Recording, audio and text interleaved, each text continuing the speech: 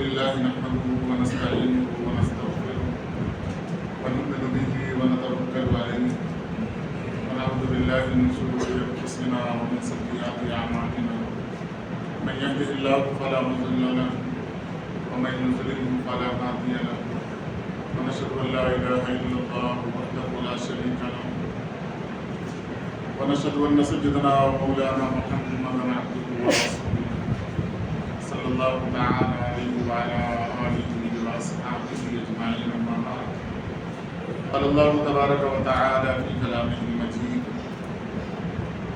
اعوذ بالله من الشيطان الرجيم بسم الله الرحمن الرحيم كنتم خير امه اخرجت للناس تأمرون بالمعروف وتنهون عن المنكر وقال تعالى لا إكراه في الدين قد تبين الرشد من الغي صدق الله العظيم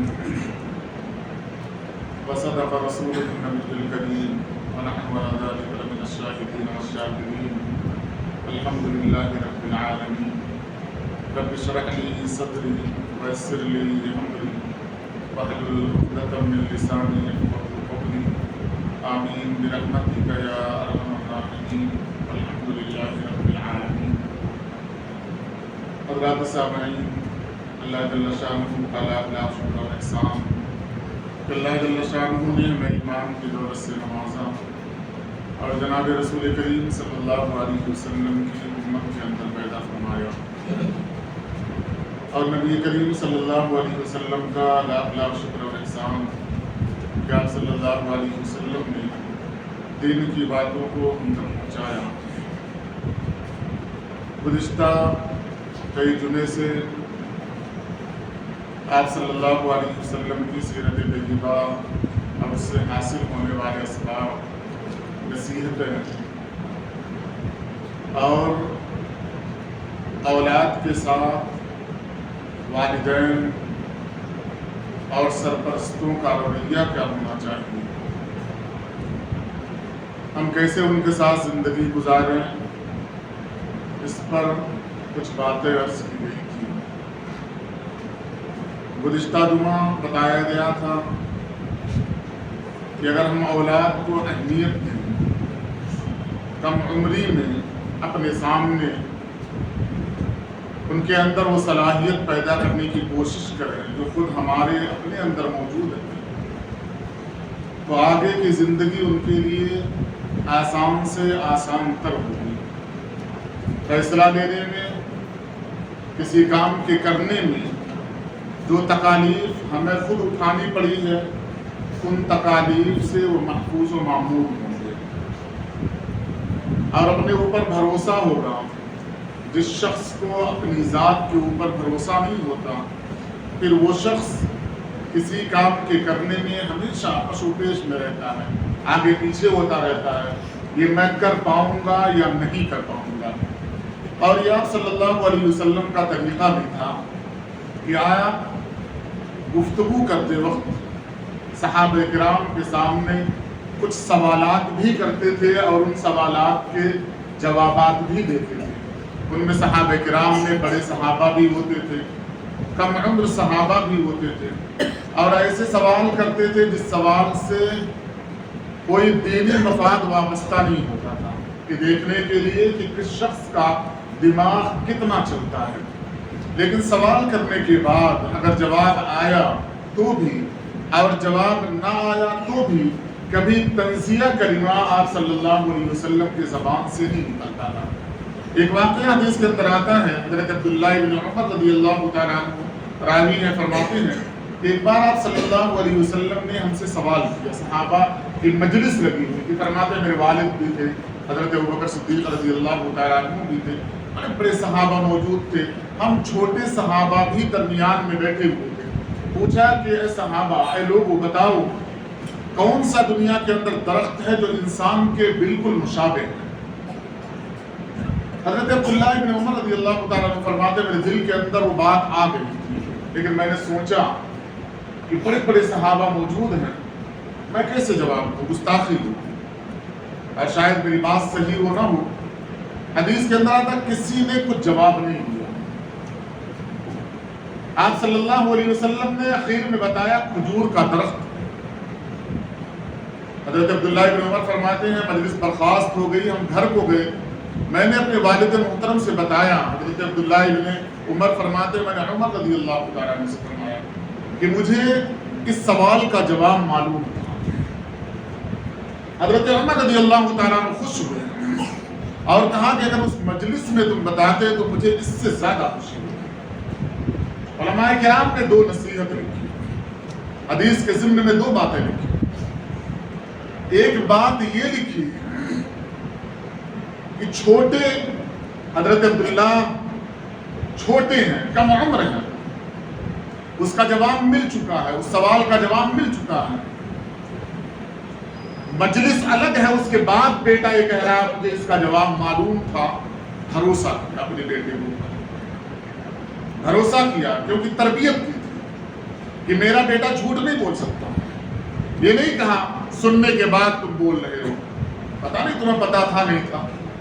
کوئی رد عمل کا اظہار نہیں کیا. ایک نصیحت یہ لکھی کہ خوشی کا اظہار کیا حالانکہ جواب پہلے سے معلوم تھا. خوشی کا اظہار کیا اور کہا سوال کا جواب اگر اسی وقت دیتے تو اس سے زیادہ خوشی ہوتی. اس سے نصیحت ہمیں یہ ملی کہ جو علم ہمارے پاس پہلے سے موجود ہے, ہم زندگی کے کئی مراحل سے گزر چکے ہیں, ہماری اولادیں ان مراحل میں ابھی قدم بھی انہوں نے نہیں رکھا ہے. اگر وہ علم جو ہمیں پہلے سے معلوم ہے, اگر ہماری اولاد وہ علم بتا رہی ہے تو ہم بغور سنیں اور اس سننے کے بعد رد عمل جو ظاہر کریں, اس سے پتا چلے کہ یہ علم تو مجھے اب تک معلوم ہی نہیں ہوا تھا, پتہ ہی نہیں چلا تھا, تاکہ دل بڑا ہو, خوشی ہو اور سوچنے اور سمجھنے کی صلاحیت پیدا ہو. آپ صلی اللہ علیہ وسلم کی ایک صفت خود آپ نے بتائی تھی کہ مجھے معلم بنا کر بھیجا گیا ہے, مربی بنا کر بھیجا گیا ہے. اس واسطے اولاد کے ساتھ, چھوٹوں کے ساتھ شفقت اور محبت والا وہ معاملہ ہو جو آپ صلی اللہ علیہ وسلم نے ہمیں سکھایا تھا. اگر وہ معاملات ہوتے رہیں گے تو اپنے جیسی ایک نسل ہم بنا کر جائیں گے. ہمیں ہمیشہ شکوہ ہوتا ہے کہ وہ قابل ترین لوگ اب دنیا کے اندر نظر نہیں آتے جیسا ہم تھے بچپن میں. میں اپنا واقعہ بیان کروں گا, میں کہوں گا میں بچپن میں جیسا تھا تم نہیں ہو. میرے والد بتائیں گے جیسا ہم تھے ویسا تم نہیں ہو.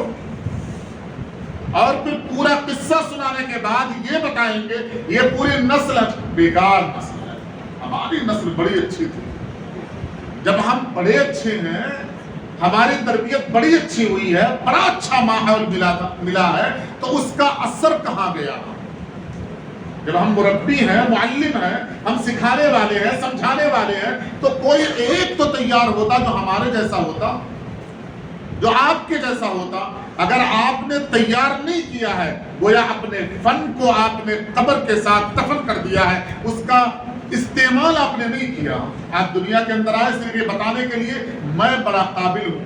اگر ہم قابل ہیں یا میں قابل ہوں, آپ قابل ہیں, تو قابلیت کا تقاضا یہ ہے کہ ہم اپنے جیسا کوئی شخص تیار کر کے جائیں. نسل کی تباہ و بربادی اس واسطے ہو رہی ہے کہ ہمارے پاس صرف ایک لفظ شکوہ ہے, ایک لفظ شکوہ ہے. آپ دیکھیں 500 سال کا عرصہ گزرنے کے بعد پہلی وحی نازل ہو رہی ہے, اور مورخین نے تصور دیا ہے کہ کوئی برائی, کوئی جہالت کی چیز ایسی نہیں ہے جو حرم میں موجود نہ ہو. اور آپ صلی اللہ علیہ وسلم کو کہا گیا ان کی تربیت کرنا ہے جو دنیا کے اندر موجود ہیں. 500 سال سے انہیں اللہ سے کوئی تعلق نہیں رہا ہے, ان کی تربیت نہیں ہوئی ہے, ان کے پاس علم نام کا کوئی چیز نہیں ہے. ہم انہیں آپ کے حوالے کرتے ہیں اور بہت مختصر مدت, بہت کم عمر دے کر ہم جا رہے ہیں. لیکن آپ کی یہ صفت یہ ہے کہ آپ معلم ہیں, آپ مربی ہیں. آپ انہیں سمجھائیے گا, انہیں سکھائیے گا, وہ چیز بنا کر دنیا کے اندر بھیجیے گا جو دنیا یہ بتائے کہ جو اللہ نے اپنی مخلوق بنائی تھی, اپنی معرفت کے لیے بنائی تھی, وہ مخلوق دنیا کے اندر پھر آ گئی. اور 23 سال کا عرصہ گزرنے نہیں پایا تھا, دنیا نے اس تربیت یافتہ جماعت کو کہا تھا اصحابی کا نجوم. یہ جو دنیا کے اندر چلتے پھرتے لوگ نظر آ رہے ہیں یہ ستارے ہیں. جس طریقے سے آسمان کے اوپر ستارے نظر آ رہے ہیں یہ دنیا کے ستارے ہیں. پھر آپ نے تصور دیا تھا میں نے جن لوگوں کی تربیت کیا ہے 1,24,000 کی جو تعداد ہے میں نے جن کی تربیت کیا ہے اور یہ تربیت 10 سال کے عرصے میں کیا ہے. وہ 13 سال کا عرصہ بڑا ظلم و زیادتی والا عرصہ گزرا تھا. 13 سال یا 23 سال کا عرصہ جو گزرا ہے جن کی میں نے تربیت کی ہے. کسی ایک کو پکڑ کر قیامت تک آنے والا انسان اگر ان کے نقش قدم پر چل کر زندگی گزارنا چاہے گا وہ کامیاب ہو جائے گا. 1,24,000 کا مجمع تیار کر کے دیا تھا اور فرمایا تھا کہ میرے صحابہ کیسے ہو گئے کہ آپ آئینہ میرے سامنے رکھیں تو آئینے کے بالکل مقابل میں جو ہوں گے وہ میں ہوں اور آئینے کا جو عکس اندر نظر آئے گا وہ میرے صحابہ ہیں. بالکل مانند ہیں عمل کے اعتبار سے, تربیت کے اعتبار سے, معلمی کے اعتبار سے, باپ ہونے کی حیثیت کے اعتبار سے, سرپرست ہونے کے اعتبار سے, شوہر ہونے کے اعتبار سے, اور جو عورتیں ہیں ماں, بہن, بیٹیاں, بیویاں ہونے کی حیثیت سے سب بالکل ستاروں کے مانند ہیں. کسی کی ایک کاپی کر لو آپ کامیاب ہو جاؤ. یہ شریعت ختم تو نہیں ہو گئی, اللہ کی قدرت طاقت ختم تو نہیں ہو گئی. اللہ کے بندوں کے اندر وہ بگاڑ جو مکہ کے اندر تھا وہ بگاڑ بھی نہیں آیا ہے. لیکن کون سی چیز کمی پڑ رہی ہے, کہاں ہم چوک جا رہے ہیں کہ اپنی اولاد اور اپنے نسل کی تربیت نہیں کرنے پا رہے ہیں. کیا نسل نکل کر ہمارے سامنے آ رہی ہے؟ کیا آپ کسی کو ایک لفظ بول کر دیکھیں 10 جواب آپ کو ملیں گے. 10 جواب ملیں گے. کیوں؟ اللہ تبارک و تعالیٰ نے بتایا ہے قرآن کریم کے اندر جو ہم کرتے ہیں اس کا بدلہ یا اس کا اجر, اس کا خمیازہ ہمیں بھگتنا ہوتا ہے. یہ جو زمانہ ہمارا چل رہا ہے, جو دور چل رہا ہے, اس دور سے پہلے کے ادوار کا اگر ہم مطالعہ کریں, دیکھیں, سنیں, پوچھیں, تو اب سے پہلے کا جو زمانہ ہے اس زمانے میں بھی لوگ ہماری طرح کھانا کھاتے تھے اور بڑا اچھا کھانا کھاتے تھے. برکت غذائیں جب بھی ہوا کرتی تھی, ڈشیں الگ ہوتی تھی, لیکن اچھے پکوان جب بھی تھے, اولادیں جب بھی پیدا ہوتی تھی, گھر کی ذمہ داری باپ پر جب بھی تھی, شادیاں جب بھی ہوا کرتی تھی, رسوم و رواج جب بھی تھے اب بھی ہیں. لیکن جس چیز کے اندر تبدیلی آئی ہے وہ تبدیلی یہ ہے کہ سرپرست جن کی ذمہ داری اس کے سپرد کیا گیا تھا اس سے وہ کٹ گیا. باپ اپنی اولاد سے کٹ گیا, بڑا بھائی اپنے چھوٹے بھائیوں سے کٹ گیا. تربیت کی ذمہ داری جس کی تھی اس نے کمانا شروع کر دیا, جس کے بارے میں اللہ تبارک و تعالیٰ نے فرمایا تھا رزق کی ذمہ داری ہماری ہے, اور مثال دیا تھا وَمَا مِن دَابَّةٍ فِي الْأَرْضِ إِلَّا عَلَى اللَّهِ رِزْقُهَا. ان جانوروں اور چوپاؤں کی مثال دیا ہے جو پیٹ کے پھل زمین پر رینگتے ہیں, فرمایا ان کو بھی کھلانے کی ذمہ داری ہماری ہے, اور ہمیں بتایا تھا کہ تم اشرف المخلوقات ہو. فرمایا اللہ تعالیٰ نے تصور دیا وَمَا خَلَقْتُ الْجِنَّ وَالْإِنسَ إِلَّا لِيَعْبُدُونِ. پیدائش کا مقصد صرف کمانا نہیں ہے, پیدائش کا مقصد عبادت ہے, اور عبادت کئی بار میں بتا دیا ہوں کہ اللہ کو پہچانے بغیر, اللہ کی معرفت کے بغیر, اللہ کو جانے بغیر اللہ کی عبادت کیا جائے ناممکن ہے. رسوم ادا ہوتے ہیں ہم سے, ہم اللہ کو پہچانتے نہیں ہیں, اللہ کو جانتے نہیں ہیں. آپ نے فرمایا تھا کہ جب تم نماز کے لیے کھڑے ہو تو یہ تصور دو, یہ تصور رکھو کہ تم اللہ کو دیکھ رہے ہو.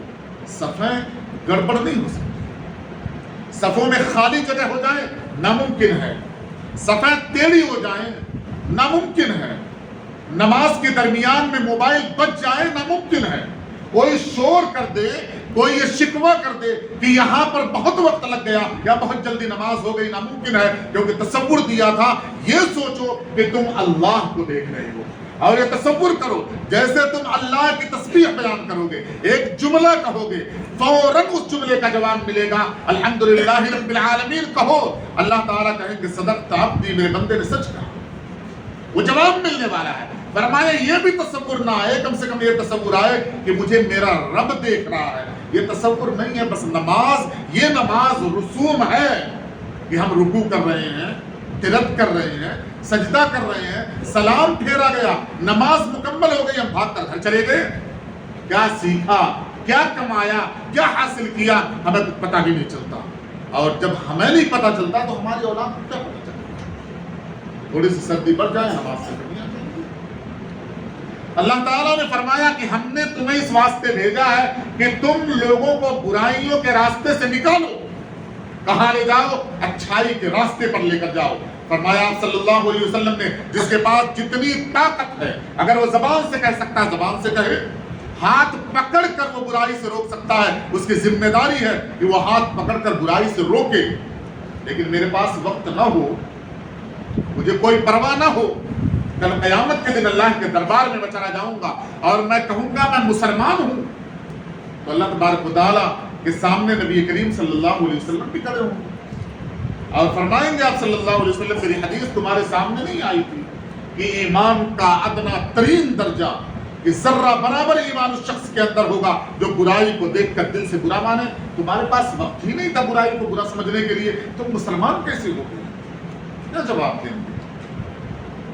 کیا جواب دیں گے؟ ٹٹولے اپنے آپ. کمانا زندگی کا مقصد نہیں ہے، آپ کو وہ سب کچھ حاصل ہونے والا ہے. حدیث کے اندر آتا ہے روح قبض کرنے سے پہلے روح کا فرشتہ پیر کے پاس کھڑے ہو کر اس شخص کو مخاطب کرتا ہے، اسے بلاتا ہے، اے فلاں ابن فلاں، دنیا کے کونے کونے میں نے دیکھا ہے تیرے نام کا نہ ایک دانہ بچا ہوا ہے، نہ پانی کا ایک قطرہ بچا ہوا ہے، اب کچھ تیرے نام کا بچا ہوا نہیں ہے، اجل ہو گئی، وقت ہو گیا، اب تیری روح کو میں قبض کر رہا ہوں، کچھ بچا نہیں ہے، سب کچھ مل چکا ہے. جب اتنا متعین ہے کہ میں اس وقت تک نہیں مروں گا جب تک میرے مقدر کا ایک دانہ میرے حلق کے اندر نہیں چلا جاتا، پانی کا ایک قطرہ نہیں چلا جاتا، پھر اس کے لیے حلال و حرام ایک کر دیا جائے. جن کی ذمہ داریاں میرے اوپر تھی انہیں پس پش ڈال دیا جائے، ان کے سامنے انجام بن جایا جائے، اور یہ تصور دیا جائے میں بڑی محنت کرنے والا ہوں، کما کر لانے والا ہوں، اس واسطے وقت نہیں دے پا رہا ہوں. اللہ تبارک و تعالیٰ نے اس واسطے نہیں پیدا کیا. کہا اپنی اولاد کو قتل نہیں کرنا، کیونکہ میں انہیں بھی رزق دیتا ہوں، تمہیں بھی رزق دیتا ہوں. نحن نرزقکم وإياکم. اللہ تعالیٰ نے تصور دیا، کمانے والے کو تصور دیا. تو اپنے اولادوں کی تربیت کریں، اپنے پاس رہنے والوں کی تربیت کریں. ایک دوسری چیز اسی ضمن میں بات کرنی ہے کہ اللہ تبارک و تعالیٰ نے قرآن کریم کے اندر ایک تصور دیا ہے، لا اکراہ فی الدین، دین میں کوئی زبردستی نہیں، کوئی زبردستی نہیں.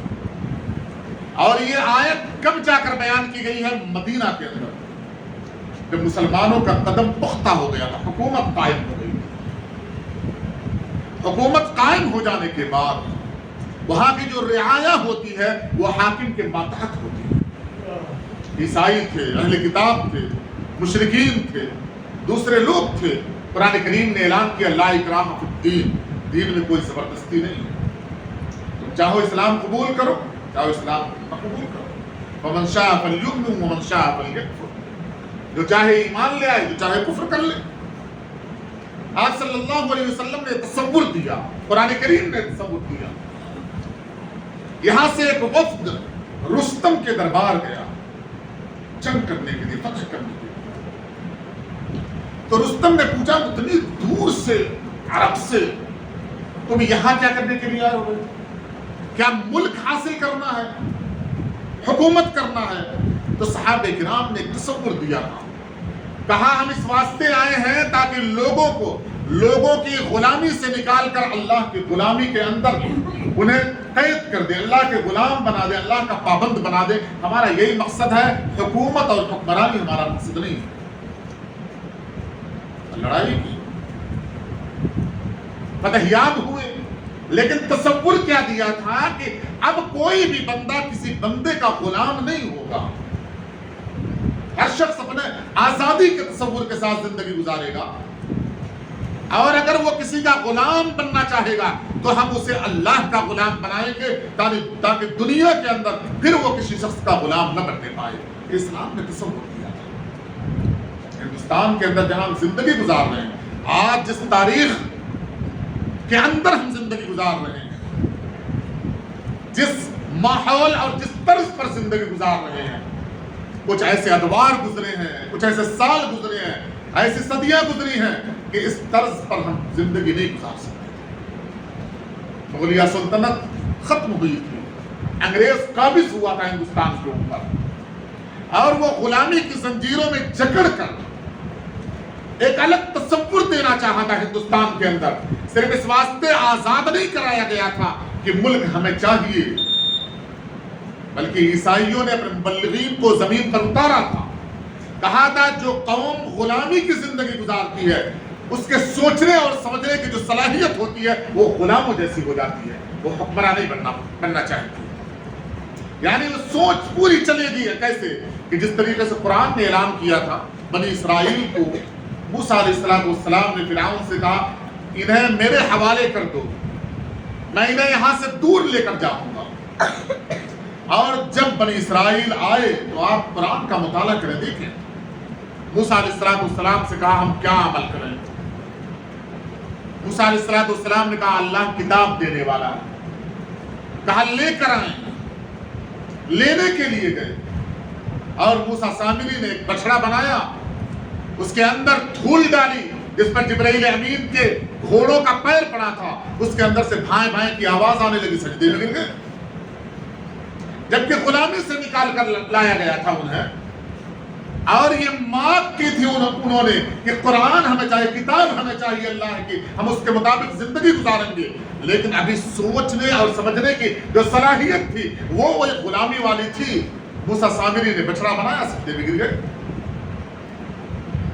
تو بنی اسرائیل کی طرح ہمارا معاملہ ہے، انگریز نے سوچا انہیں غلام بنا لیا جائے گا، اگر ہندوستان کے اندر ان پر حکومت کر لی گئی اور یہ اگر مخالفت پر نہیں آئے تو پھر ہماری حکومت کو توڑنے والا یا یہاں سے ہمیں ہٹانے والا دنیا کے اندر کوئی نہیں پنپے گا، کوئی پیدا نہیں ہونے والا ہے۔ اور پھر تبلیغ کرنا شروع کیا عیسائیت کی۔ شاہ عبدالعزیز تھوڑی سی باتیں کروں گا، اس کے بعد بات کو ختم کروں گا۔ شاہ عبدالعزیز محدث دہلوی رحمۃ اللہ تعالی علیہ نے فتویٰ دیا کہ انگریز کی حکومت میں ان کی غلامی کرنا یا ان کے فوج میں شرکت کرنا حرام، ان سے جنگ کرنا یہ جائز۔ ایسا فتویٰ تھا کہ شاہ عبدالعزیز محدث دہلوی رحمۃ اللہ علیہ کا پورے ہندوستان کے اندر آ گئی، اور اس وقت پتہ تھا انگریز حکومت کو کہ عالم جو بات کہہ رہا ہے، علماء سے عوام کا اتنا تعلق ہے کہ بات کٹ نہیں جائے گی، ختم نہیں ہو جائے گی، اس بات کے اندر دم ہوگا۔ 1825 اور 20 کے درمیان کا واقعہ، ابھی غیر مسلموں کے اندر آزادی یا اس سے لڑائی کا کوئی تصور ہی نہیں آیا تھا۔ فتویٰ دیا گیا کہ سخت سزا دی گئی ہے، زہر دیا گیا، برس کا برس ہو گیا تھا، زمین لے لی گئی، گھر کڑک کر لیا گیا، تبصرے میں لے لیا گیا، شہر بدر کیا گیا، اپنے فتوے سے باز نہیں آئے۔ علماء کرام نے ساتھ دیا، عوام نے ساتھ دیا۔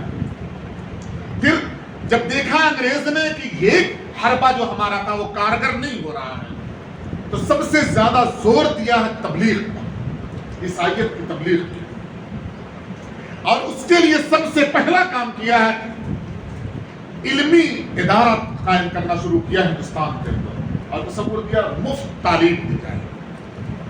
اور پہلی بار ہندوستان کے اندر ہائی اسکول کی تعلیم کا اور ایگزام کا زمانہ آیا تو ان کا اپنا قانون الگ تھا۔ کہا یہاں پر جو ہائی اسکول کا ایگزام دے گا، امتحان دے گا، وہ جو پاس ہوگا وہ 32 نمبر پر پاس ہو جائے گا، 32 پر۔ کیوں دیا تھا؟ یہ تصور دیا ہندوستان میں دماغ نہیں ہے، بیوقوف لوگ ہیں، حاکم ہیں، حکومت کرنے کے لیے آئے ہیں، کوئی مخالفت نہیں ہو رہی ہے، تصور دیا تو بیوقوف لوگ ہو۔ اور اپنے ملک کے اندر پاس ہونے کی جو ترتیب تھی وہ اس سے زیادہ رکھی۔ علماء کرام نے دیکھا مفت تعلیم اور ایک الگ تصور کہ دماغ تمہارے پاس موجود نہیں ہے، تم پاس نہیں ہو سکتے ہمارے ایگزام میں، ہمارے امتحانوں میں، لہذا تناسب کم کر دیا جائے، 32 نمبر دے دیا جائے، یہ کسی طریقے سے پاس ہو جائے۔ تو اب لڑائی کارگر نہیں ہو سکتی ہے، اب تک لڑنا فتویٰ جہاد کا دیا کہ جہاد کیا جائے گا، یہ جائز ہے، یہ ضروری ہے، وہ فتویٰ کارگر نہیں ہو رہا ہے۔ کیوں؟ بچوں کو تعلیم چاہیے، ان کا فطری حق ہے، وہ تعلیم حاصل کرنے کے لیے مفت میں انگریزوں کے اداروں میں چلے جائیں گے۔ علماء کرام کھڑے ہوئے اور انہوں نے الگ تصور دیا، ہم بھی تمہارے بچوں کو تعلیم دیں گے جو بالکل مفت ہو۔ اور اس وقت تصور دیا کہ ہمارے پاس کرنے کے لیے جو نمبر لایا جائے گا وہ کم سے کم 76% ہونا چاہیے۔ آپ جا کر دیکھ لیں پرانے اداروں کی تعلیم اور اس وقت کا رزلٹ 50% میں 36 لانا پڑتا تھا، 50 میں، وہاں 100 میں 32 لانا پڑتا تھا۔ یعنی آپ اگر کم نمبر 70 سے کم نمبر لا رہے ہیں تو فیل ہو جائیں گے۔ یہ تصور دیا اپنی قوم کو کہ تم بددماغ نہیں ہو، تم کند ذہن نہیں ہو، فطری اعتبار سے، عربی اعتبار سے، علمی اعتبار سے علماء کرام نے مقابلہ کیا، اور اس مقابلے کا نتیجہ ہے کہ ہندوستان آج آزاد ہے۔ لیکن ہندوستان کی آزادی کی تاریخ جتنا انگریز جانتے ہیں، جتنا غیر مسلم جانتے ہیں، اتنا مسلمان نہیں جانتے۔ کیوں؟ اب ہمارے پاس جو نسل تیار ہوئی ہے وہ نسل کی ایک صفت ہے، سننا مان لینا، سننا اور مان لینا۔ یہ صفت کے حامل انسانوں کے بارے میں حدیث کے اندر آتا ہے، جس نے کسی بات کو سنا بلا تحقیق بیان کر دی، اس شخص سے جھوٹا کوئی آدمی نہیں ہو سکتا۔ فرمایا کہ سنا بلا تحقیق اسے بیان کر دیا، آپ صلی اللہ علیہ وسلم نے فرمایا اس شخص سے جھوٹا دنیا کے اندر کوئی انسان نہیں ہو سکتا۔ آج ہماری آپ نسل کو دیکھ لیں، کوئی بات آپ کہہ دیں وہ سن لیتا ہے، فارورڈ کر دیتا، بیان ہاں میں نے سنا تھا۔ یہ بالکل حق ہے۔ جس نسل کی یہ حالت ہو وہ اپنے پرکھوں کی تاریخ پڑھنے کے لیے وقت نکال لے، ایسا ناممکن ہے۔ لیکن ایک مشورہ ہے بڑے لوگوں کے لیے، وہ لوگ جن کی اولادیں چھوٹی ہیں، جو اپنا مقام اور مرتبہ رکھتے ہیں، جس فن جس زبان کے آپ ماہر ہیں، اس زبان میں ہندوستان کی وہ تاریخ آپ پڑھیں، اس تاریخ کا مطالعہ کریں جس تاریخ میں ہندوستان میں انگریز نے کہا تھا آج سے ہماری مخالفت کس نے کیا تھا، کیوں کیا تھا۔ اپنی اولاد کو مرنے سے پہلے بتا کر جائیں کہ ہندوستان کے اندر جو جنگ لڑی گئی تھی، جہاں آ کر ہمیں یہ بتانا پڑتا ہے کہ ہم مسلمان ہیں، وفادار ہیں، ہم نے کچھ کیا ہے، تاکہ ہماری نسل حوالے کے ساتھ ان تاریخوں کو پڑھنے کے بعد آنکھ میں آنکھ ملا کر یہ کہہ سکے کہ میرے آباء و اجداد نے ہندوستان کو صرف سینچا نہیں ہے بلکہ خون دیا ہے۔ اور جب آپ بتائیں گے، پڑھ کر بتائیں گے، اس توثیق کے ساتھ بتائیں گے، حوالے کے ساتھ بتائیں گے، یقین کے ساتھ بتائیں گے، تو آپ کی اولاد کے دل و دماغ کے اندر جو بات جائے گی وہ کتابی شکل میں جائے گی۔ پھر وہ بچہ بھٹک نہیں سکتا، لا علم نہیں ہو سکتا۔ اللہ تبارک و تعالیٰ سے دعا، اللہ